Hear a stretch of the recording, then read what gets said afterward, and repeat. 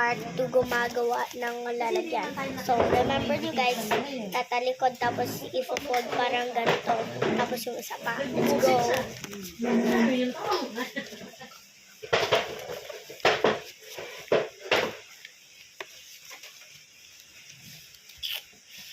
Ayan guys. Palagay ko binigyan silang freebies nung Tapos i-glue natin.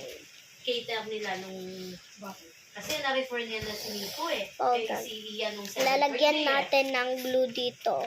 Ganun yun. May, kung nakapag-refer sila, ay paano bibigyan sila Ito yung glue ginagamit natin guys.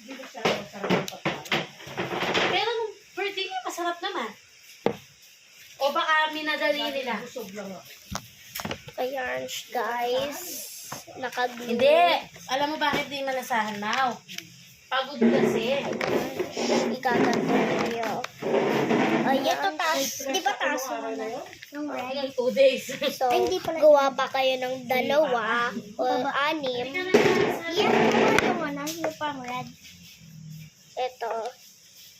Pwede 3 o 6. Pero yung message niya, pinaka Kung anong gusto niya. Kahit anong gusto niyo. Pero hanggang 10 lang guys. Bawal hanggang 20. So, kuha-unan kayo ng A4 paper. Ito guys. Guys, Sino kasi?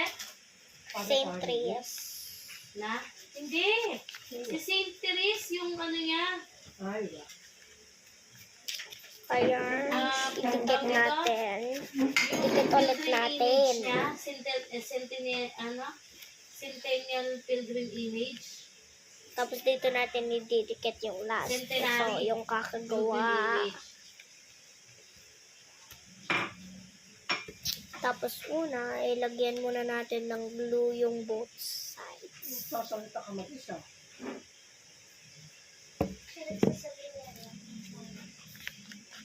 Tapos siya, gagayahin mo yung ano niya. Yung costume niya, pupunta ka doon naka-costume. Tapos, Na?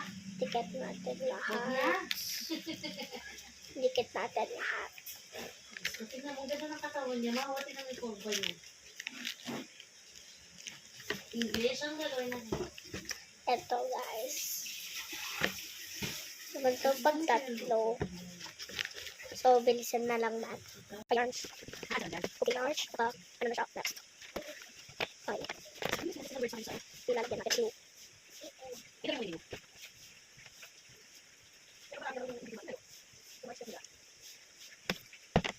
Ayan. Wait lang. Guys, kailangan natin mag-wait for 1 minute para mag-dry. For part